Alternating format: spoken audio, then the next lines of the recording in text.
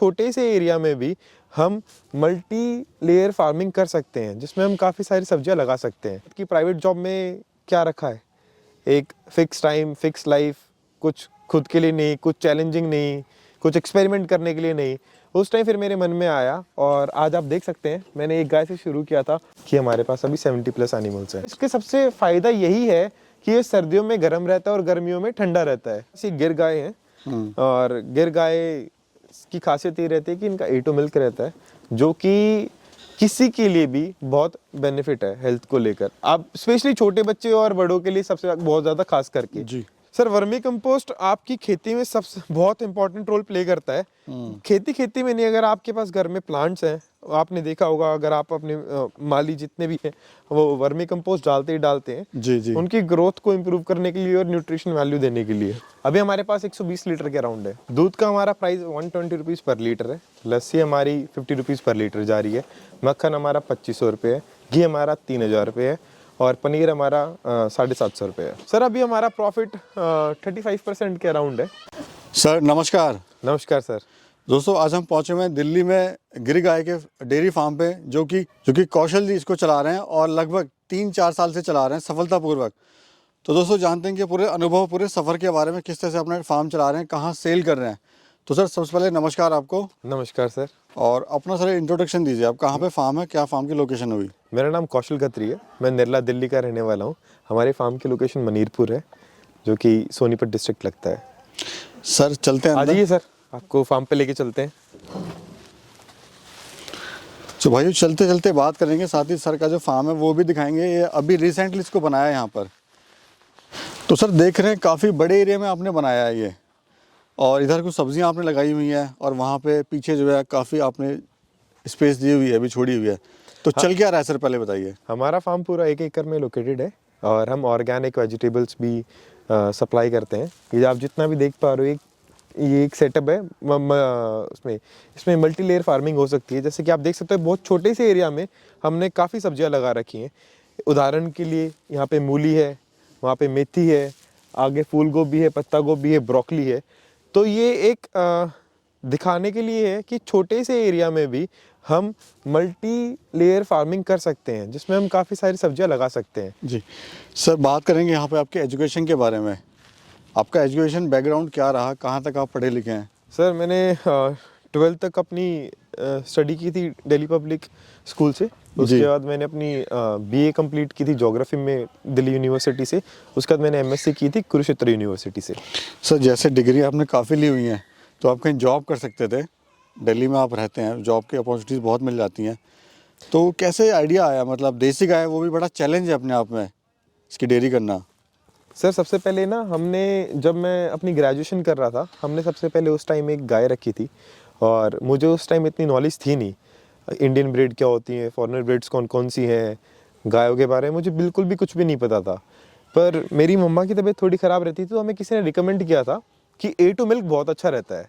मेरा स्टार्टिंग से ही एनिमल्स के प्रति थोड़ा लगाव ज़्यादा रहा है। तो जब हमारे पास पहली गाय आई, उसका नाम हमने माधुरी रखा था। आज भी हमारे फार्म पे है।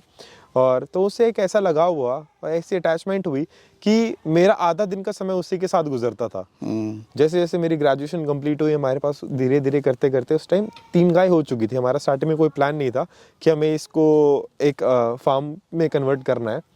फिर मुझे बाद में लगा कंप्लीट होने के बाद कि प्राइवेट जॉब में क्या रखा है, एक फिक्स टाइम, फिक्स लाइफ, कुछ खुद के लिए नहीं, कुछ चैलेंजिंग नहीं, कुछ एक्सपेरिमेंट करने के लिए नहीं। उस टाइम फिर मेरे मन में आया और आज आप देख सकते हैं मैंने एक गाय से शुरू किया था और आज हमारे पास 70+ गाय हैं। हाँ जी।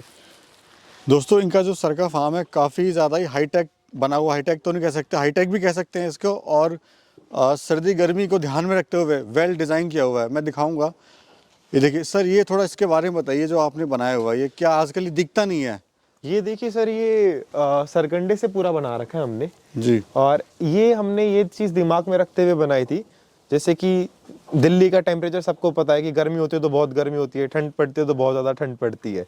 गर्मियों में टीन शेड अगर आप लगवाते हो तो सबसे उसमें बड़ी प्रॉब्लम ये आती है कि हीट बहुत नीचे आती है। उसमें क्या होगा कि गायों को रहने में, बैठने में बहुत परेशानी रहेगी। चाहे आप कितने ही अपनी तरफ से कूलर लगा लो, पंखे लगा लो, पर उनको वो इन्वायरमेंट नहीं मिलता जो कि उनको नेचुरली मिलना चाहिए। तो इसके सबसे फ़ायदा यही है कि ये सर्दियों में गर्म रहता है और गर्मियों में ठंडा रहता है। तो सर स्पेशली कोई कारीगर आए थे इसको बनाने सर, के लिए? इसको बनाने के लिए हमने अजमेर से स्पेशल कारीगर बुलाए थे। जितना भी इसमें मटेरियल लगा वो सब अजमेर से आया था। हमने इसके बारे में काफ़ी रिसर्च की, 2-3 जगह अजमेर में विजिट भी किया। उसके बाद हमने फाइनल किया और हमें लगा कि यही फार्म के लिए सबसे बेस्ट है। अब आप जैसे आप खड़े हो, आप खुद देख सकते हैं कि बाहर के मुकाबले अंदर के टेम्परेचर में कितना फ़र्क है। जी, क्या लागत क्या है सर बनाने में इसको? सर, अगर हम सिर्फ ऊपर सरगंडे वाले पार्ट की बात करें तो उसमें हमारी ऑलमोस्ट लेबर मटेरियल सब कुछ इंक्लूड करके 180 के आसपास हमारी थी। उसके बाद जितना भी नीचे लोहे का काम है वो सारा अलग हुआ था। आप देख सकते हो इसका वेट कितना ज़्यादा भारी होगा, इसकी कितनी सारी इसके लिए कैचियाँ लगवानी पड़ी हैं। जी जी, यही आपको दिखा सकता है कि इसमें काफ़ी वेट रहता है। ये काफ़ी स्ट्रॉन्ग और लॉन्ग लास्टिंग है। Long lasting. सर ब्रीड कौन सी है बताइए? हमारे पास ये गिर गाय हैं, और गिर गाय की खासियत ये रहती है कि इनका A2 मिल्क रहता है, जो कि किसी के लिए भी बहुत बेनिफिट है हेल्थ को लेकर। आप स्पेशली छोटे बच्चे और बड़ों के लिए सबसे बहुत ज़्यादा खास करके। जी, अभी सर देखा गया है जो गिर गाय है उनका चलन थोड़ा कम हो गया है, क्योंकि दूध जो है कम दे रही हैं। तो लोग जो हैं HF रखते हैं या फिर कोई जो विदेशी नस्ल है वो रखते हैं, ताकि दूध जो उनको ज़्यादा मिले, ज़्यादा प्रॉफिट हो। लेकिन आपने देसी गाय रखी है जो कि दूध भी कम देती हैं। सर देखिए, मेरा हमेशा से मानना है कि क्वालिटी हमेशा टॉप पे रहनी चाहिए क्वांटिटी से। मोस्टली लोग क्वांटिटी पे फोकस करते थे पहले, यही कारण है कि हमारे देश में आज HF और ये जर्सी गायें भी हैं। पर अगर आप, एक बहुत छोटी सी बात ये है कि दोनों में 2 तरह का मिल्क होता है। हमारी जो गिर गाय है इनका A2 मिल्क रहता है, HF जर्सी का होता है A1 मिल्क। A1 मिल्क में सबसे बड़ी प्रॉब्लम ये रहती है कि उसे लैक्टोज प्रॉब्लम बहुत जल्दी होती है। आपने देखा होगा फॉरेनर्स बहुत लोग दूध को अवॉइड करते हैं। हमारे यहाँ पे स्टार्टिंग से ही जो अपनी देसी गाय का दूध पीता आया है, मुझे नहीं लगता कि उनको कभी भी कोई भी शारीरिक दिक्कत होती है। जी, अच्छा सर, मैं देख रहा हूँ जो आपने डिज़ाइन बनाया हुआ है फार्म का, मतलब जगह छोड़ी आपने, इधर भी काव रखी हैं और इधर भी हैं, तो क्या रीज़न है सर इसका, मतलब फ्यूचर को देखते हुए या फिर कुछ सर ये फ़ायदा है इससे? फार्म में हमने बहुत छोटी छोटी डिटेल्स पे भी ध्यान दिया है। मैं आपको एक बहुत छोटा सा एग्जांपल देता हूँ। हम अभी बीच में, दोनों तरफ गौ माता है। अब इनको चारा डालने के लिए, कुछ भी डालने के लिए बाहर से इजीली दोनों तरफ डाला जा सकता है। इनसे ना इनको परेशानी होगी, ना देने वाले को दिक्कत होगी। कोई भी आता है आराम से इनको इनके सेवा कर सकता है। और बीच में ये रास्ते का कारण ही ये है, अगर कुछ भी इनके लिए चारा आना है, हरा चारा आना है, तो वो जाने के लिए हमने रास्ता छोड़ रखा है। जी, भाई सर एक चीज़ आपने और बड़ी यहाँ पे काफ़ी अच्छी आपने करी है, वो भी दिखाते हैं भाइयों को। सर मैं देख रहा हूँ यहाँ पे आपने ये क्या किया हुआ है, थोड़ा इसके बारे में बताइए। ये बायोगैस प्लांट है, एक छोटा सा प्लांट है, जिसमें कि क्या होता है ना, जो हमारे पास गोबर होता है जी, आप इसमें देख सकते हैं, इसके अंदर गोबर और पानी है जी। इसको क्लॉकवाइज रोटेट करने के बाद इसको इसके अंदर डाला जाता है। ये इसका वॉल है, अगर हम इसको खोल देते हैं तो वो इसके अंदर चला जाता है। इसमें फिर गैसेस प्रोड्यूस होती है, उस गैसेस से फ्लेमेबल गैस हमें मिल जाती है। तो इससे क्या फ़ायदा हो रहा है सर? सर इससे सबसे बड़ा यही फ़ायदा है कि एक तो गोबर का यूज़ हो जाता है, और हमारे पास गैस की हमेशा सप्लाई रहती है। जो एक्सेस गैस जो कन्वर्ट हो जाती है वो उस एंड से निकल सकती है, जो कि खेती में भी यूज़ होती है। उसकी कॉस्ट क्या आई थी सर इसको बनाने सर में? इसकी हमारी कॉस्ट आई थी 28,000 रुपीज़ का ये टोटल था, सेटअप को हटाकर। अच्छा, 28,000 में आपको ये पड़ गया? हाँ जी, ये जो आप ये बेड देख पा रहे हो, ये उसके अलावा जो ये रोटेशन के लिए हमने मशीन बना रखी है, इसकी कॉस्टिंग अलग है। तो कुल मिला के आप मान सकते हो कि 35,000 के अराउंड ये हमें पड़ा है जी। और ये स्पेस आपने छोड़ा हुआ सर पीछे? सर ये सारा, इसमें भी ऑर्गेनिक वेजिटेबल्स होंगे। जो भी इससे पहले हम इसमें हरा चारा बो रखा था वो हमने हार्वेस्ट कर लिया। उसके बाद जैसे आप देख सकते हो अभी इसको हमने तैयार कर रखा है। इसके अंदर हमने सारा देसी तो प्लानिंग में देख रहा हूँ काफ़ी बड़ी प्लानिंग चल रही है आपकी। हाँ जी, आप इधर गोबर की जो खाद है, केचुआ खाद, वो भी बना रहे हैं। हाँ जी, आप यहाँ पे बायोगैस भी कर रहे हैं, साथ में स्पेस भी छोड़ी है। तो क्या प्लानिंग क्या चल रही है सर अभी? सर हमारी मेन पर्पस यही है कि हमारे फार्म से जो भी चीज़ बाहर जाए वो शुद्ध जाए और एक हेल्दी लाइफस्टाइल के लिए जाए। जी, आइए सर। तो सर अगर स्टार्टअप की बात करें तो आपने कितने गायों से स्टार्टअप किया था? सर जैसे मैंने पहले बताया था, हमने एक गाय से शुरू किया था जी। उस टाइम हमारा दिमाग में ये नहीं था कि हमें गौशाला खोलनी है, पर धीरे धीरे आप देख सकते हैं कि हमारे पास अभी 70+ एनिमल्स हैं। जी। तो अभी इसमें दूध कितने दे रही हैं? जो हमारे राइट साइड में, मेरे राइट साइड में ये सारे मिल्किंग वाले एनिमल्स हैं और जो मेरे लेफ्ट साइड में सारे नॉन मिल्किंग एनिमल्स हैं। इसमें छोटे बच्चे भी हैं, इसमें 1 से 1.5 साल की गाय भी हैं, इसमें बड़ी गाय भी हैं। सर शुरुआत में तो ये काम इतना बहुत ही ज़्यादा इसमें चैलेंज आया होगा। जब आपका स्टार्टिंग में दूध नहीं बिकता था तो बड़ा दुख भी लगता होगा कि यार दूध नहीं बिक रहा है, मतलब मन भी दुखता होगा किसी को बंद कर दो। सर बिल्कुल, अगर आप किसी भी चीज़ के लिए मेहनत करते हैं और जो आप रिजल्ट चाहते हो नहीं मिलता तो परेशानी होती है, बट उसके पीछे कारण ये रहा था कि लोगों को अवेयरनेस नहीं थी, लोगों को यही नहीं पता था कि A1 और A2 मिल्क क्या होता है। दूसरी बात, लोगों की मेंटेलिटी ये थी कि गाय का दूध तो गाय का दूध होता है, चाहे वो कोई भी हो। और हमेशा से हमारे यहाँ पर भैंस के दूध के मुकाबले गाय का दूध के रेट कम रहे हैं, हमारे गाय का दूध का रेट थोड़ा ज़्यादा रहता है। फीड मैनेजमेंट सर बताइए, इसका क्या आप खिलाते हैं इनको और क्या क्या आप देते हैं, किस किस टाइम देते हैं? हम इनको हरा चारा भी देते हैं और ड्राई फीड भी देते हैं। हरा चारा मॉर्निंग के टाइम पे देते हैं और अभी जो दोपहर का टाइम है इसमें हम इनको ड्राई फीड देते हैं। ड्राई फीड और ग्रीन फीड दोनों का बैलेंस रहना ज़रूरी है एक हेल्दी बॉडी के लिए। आप देख सकते हैं हमारे पास जितने भी गायें हैं सारी बिल्कुल हेल्दी हैं, कोई भी कमज़ोर किसी भी तरह से नहीं है। जी जी। और अभी क्या दिया हुआ है आपने? सूखा चारा? अभी हमने इनको सूखा चारा दिया हुआ है जो कि पराल बोलते हैं जिसको, हाँ जी, जो कि अपने धान का बचा रिमेनिंग होता है। हाँ जी। हाँ जी। क्या डेली क्या प्रोडक्शन आ रहा है दूध का? अभी हमारे पास 120 लीटर के अराउंड है। और पर काऊ की बात करें वो कितना देती है? सर स्टार्टिंग में जब गाय बच्चा देती है तो वो 10 से 11 लीटर के आसपास रहता है दूध, पर धीरे धीरे with in the period of time वो दूध कम हो जाता है। तो अगर हम इन सबकी एक एवरेज निकालेंगे तो आप कह सकते हो 8 लीटर के अराउंड। सर अभी दूध के अलावा क्या क्या प्रोडक्ट है जो आप अपने कस्टमर्स को दे रहे हैं? हमारे पास लस्सी है, मक्खन है, घी है और पनीर है और ऑर्गेनिक वेजिटेबल्स हैं। कोई अगर लेना चाहे आपसे तो कैसे ले सकता है और क्या क्या प्राइस वगैरह है वो भी थोड़ा एक बार बता दीजिए। दूध का हमारा प्राइस 120 रुपीज़ पर लीटर है, लस्सी हमारी 50 रुपीज़ पर लीटर जा रही है, मक्खन हमारा 2500 रुपये है, घी हमारा 3000 रुपये है और पनीर हमारा 750 रुपये है। और हमें लेने के लिए आप हमारे फार्म पे विजिट कर सकते हैं, वरना नॉर्थ वेस्ट दिल्ली में हमारी पूरे में सप्लाई है। जी जी। और सर आपका जो मिल्क पार्लर है वो भी देखना चाहेंगे हम? हाँ जी, आइए, बिल्कुल आइए।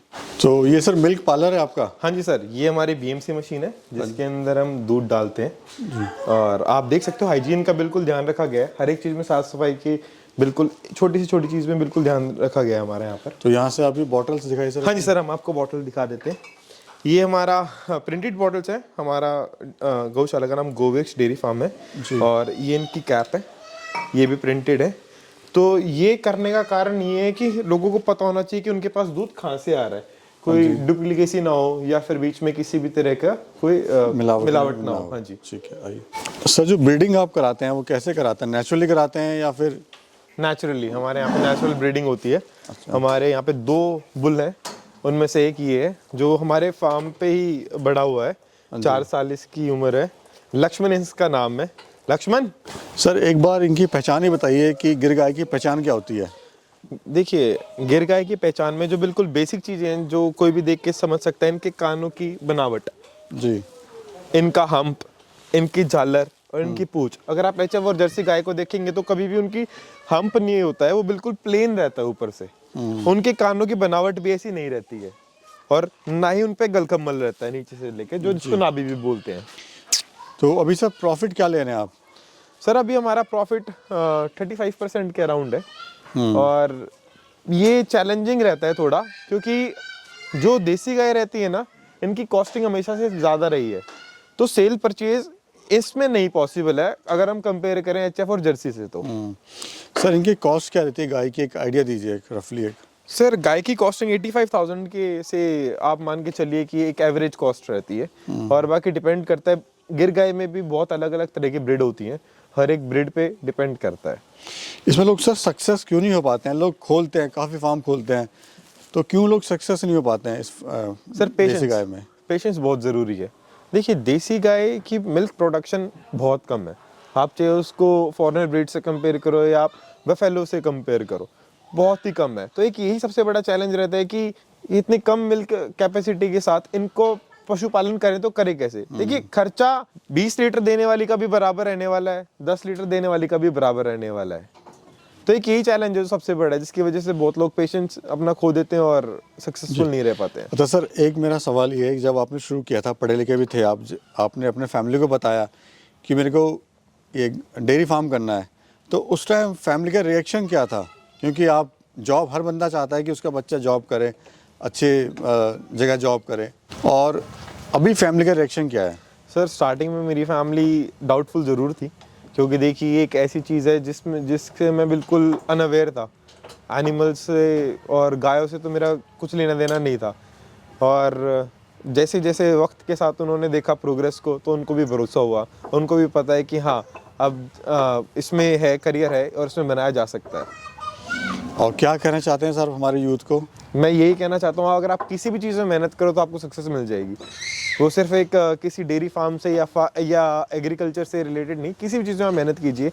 और एग्रीकल्चर आज किसी ना किसी को तो इसकी बागडोर संभालनी पड़ेगी। यानी ये है कि काम में दम है, स्कोप है। हाँ जी, क्योंकि ऑर्गेनिक लोग खाना चाहते हैं, अच्छा खाना चाहते हैं, लेकिन मिलता नहीं है उनको। मिलता नहीं है सर, बिल्कुल ठीक। अगर सर आप जैसे युवा इसको करेंगे तो हमारे जो देश में जो दिक्कत है शुद्ध खाने की, वो शुद्ध दूध की, वो कमी जो है पूरी हो जाएगी। पूरी हो जाएगी। चलिए, बहुत बहुत धन्यवाद सर, समय दिया, टाइम दिया आपने, बहुत बहुत धन्यवाद सर।